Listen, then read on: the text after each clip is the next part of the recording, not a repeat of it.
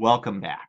And as I was explaining in the last lecture, qualitative data analysis is a lens that allows us to see our data more clearly. But what happens when you're conducting research in a field where qualitative research analysis isn't trusted because the research audience is concerned that it's too interpretive, not rigorous enough in design, or generally less trustworthy than quantitative analysis? Well, that's actually an important problem, and there are a number of times where qualitative forms of analysis have gotten things very wrong, and it's resulted in research that's not only not reproducible under the same conditions, but which actually may be showing a contrary effect to what other researchers can measure. And a few of the many studies that are quite familiar, which have relied on qualitative data but then have been discredited, include things like the Stanford prison experiments, the Hawthorne workers research that produced the Hawthorne effect, the 1998 study that found that smiling makes you feel happier, a study that suggested that we have a reserve of willpower that can be depleted, a study that found that washing your hands creates a Macbeth effect of cleaning away guilt, a study that found that feeling like you're being watched by even a static picture of Big Brother style eyes will make you behave more honestly or generously. Or, if you want to go to the natural sciences, the study that created the whole notion that wolves exist in packs where there's an alpha wolf and a beta mate. In fact, the researcher that came up with that has since said, no, I was wrong, and I was just observing family dynamics. There's no such thing as alpha males or beta mates. So, how did these studies produce findings that couldn't be replicated, but which were accepted as being valid when they originally came out? Well, while it varies from study to study, it's often because these studies utilized a deductive approach based on faulty logic, or because they generated theories that arose from an inductive approach that wasn't validated before it was applied. So in other words, they fit their data to a theory, whether it was a pre-existing theory or a theory that came out of their data, and then they ran with it. In many of these studies, the researchers came up with a novel idea that drove the conclusions rather than really looking for rigorous support in the data.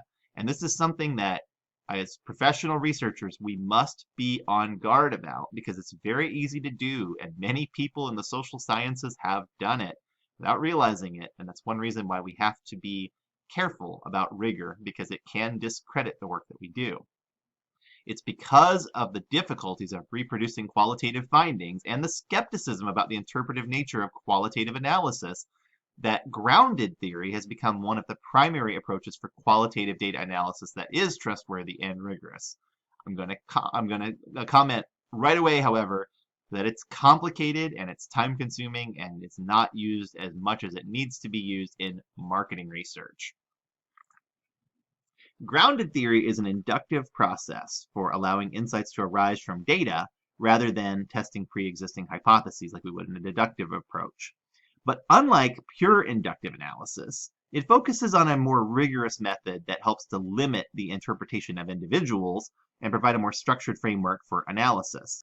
Grounded analysis advocates line-by-line coding as a strong technique for analyzing data, and most grounded theory approaches begin with using that process to fracture data into pieces once it's been collected and prepared for analysis. Now, I'm going to show you this diagram here, and I want you to see it's a complex method, and it requires several steps that have recursive stages built in that cause the research team to constantly, as they go through the process, come back to the original data and make sure that they are applying the insights that they've got in these different stages back on the data so that they don't get too far away from what the data have to say. And in fact, there's even a recursive method of going back and collecting more data so that you can apply what you've learned from these different stages of coding to the new data that you've collected to make sure that you are still staying true to what the data have to say. So in other words, the reason we're grounded is because we're constantly going back and looking at the data as being foundational to anything else we have to say, as opposed to collecting data, creating some kind of theory, or confirming some kind of theory and then running with it. We're always coming back to what the data have to say, and that's why we're grounded. So grounded analysis breaks coding into several basic stages that are dependent upon which discipline is being utilized.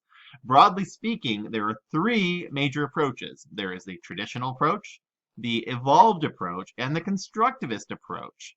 And as you can see, they all three have 3 stages, and they have some different terms, which I'm going to go over here in just a moment, for what these 3 stages include. And they're all ultimately about trying to understand things from a data level point of view and then moving gradually into more complex theoretical ideas. But they all have different wrinkles. So here are some of the definitions for some of the terms that we just saw. So we, in the traditional approach, we had open coding, axial coding, selective coding as being our process. So open coding is where we assign theoretical or analytic codes rather than descriptive ones. So we begin looking at coding from a level of trying to find themes that go beyond just basic description of what we're seeing.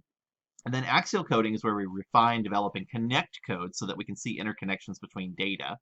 So not only are we going to take what we found in our open coding and kind of define it, but then we're going to kind of try to grow it into something that allows us to see where these different codes connect to one another. And then eventually we move into selective coding, which allows us to kind of find the core category that ties everything together into a story or a narrative. And so that's the traditional approach. But some of these other approaches kind of reframe these stages as being starting with initial data or initial coding, where we fracture the data and then compare incident to incident to look for similarities and difference in our patterns of data, generate as many codes as possible, and then assign meaning for the codes and develop explanations of the broader category. So this is a little bit more of a time-consuming initial process than maybe open coding, but it allows us to really dig deep into the data. And then we move into intermediate or focused coding, which are 2 different variations on the same idea of transforming the basic data into more abstract concepts to allow theory to arise. And we're really looking here to take these codes and these categories that we're starting to see and to really begin to try to take them away from what was actually said in the data to more of what was meant in the data.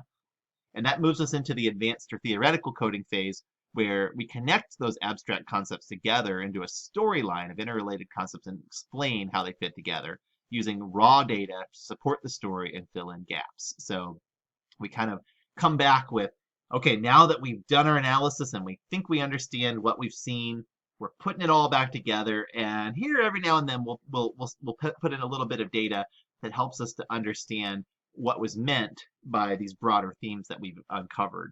And this is where we can also smooth over the rough edges and present a more refined and substantive synthesis to present the theory derived from the data. So this is a complex and busy approach, to be sure. But again, the idea here is the rigor is supposed to protect us from running off into areas where we're going to have a reproducibility issue. So why would we want to use this? Well, as I said, it was originally developed to bring a rigor to qualitative analysis, and it provides 3 basic things. 1, validity. The insights are coming from the data. You're always going to go back to the data. The data are always going to be your foundation. And if you have studied any of the liberal arts and learned anything like hermeneutics or narrative analysis or content analysis or any of the other techniques that are used in various liberal arts fields, you'll know that textual analysis or primary sources are always where you begin. If you go off script from those things, then it doesn't matter what you think, you have lost the audience because you have gone too far beyond what you're originally analyzing. Well, the same is true here. If you go too far beyond the data and what you're saying can't be supported by the data, then your theory doesn't hold up. So you have validity because you stuck to this process of following through on the data. The second thing is novelty. So we're not looking from a point of view of things that we already think we know. We're looking for new things. And grounded theory is great at helping us to find new insights that didn't exist before we found them. I want to caution that a lot of times this is what our clients in marketing research would like, and they're not necessarily going to get, because a lot of times we just don't get deep enough to get that kind of novelty that they're looking for. But if you have a good, robust data set and a good, rigorous analysis, hopefully you can get there. The third thing is parsimony, which is where insights are generally simple and practical. So again, if you think back to our rich, detailed analysis where we're looking at every corner and every stone and every nook and cranny, that is the opposite of this. This is where we can come back and we can make some very short, simple declarations about what we learned, and we can feel really confident about it, and we can then turn that into action. So grounded theory provides a lot. It just takes a lot to get there. And if you don't find grounded theory useful, if you think it's too much, well, there's other things you can consider as well that I'm not going to go into in this lecture because we just don't have the time to cover them all. But you can consider engaged theory. It's parent critical theory. You can also consider narratology and storytelling. And when I say storytelling, there's a formal way of doing this that goes beyond just talking about anecdotes from your data. These are all beyond the scope of this lecture, though. But several of them are described in your textbook and your readings, and if you want to know about any of them that aren't covered there, just let me know and I'll be happy to put some resources in your hands. But with all that said, we've at least introduced you to grounded theory, and it's a good method, and I recommend that you try to apply as much of it as you can to your qualitative data analysis. So, with that said, in our next lecture, we're going to wrap things up and talk about what we just learned.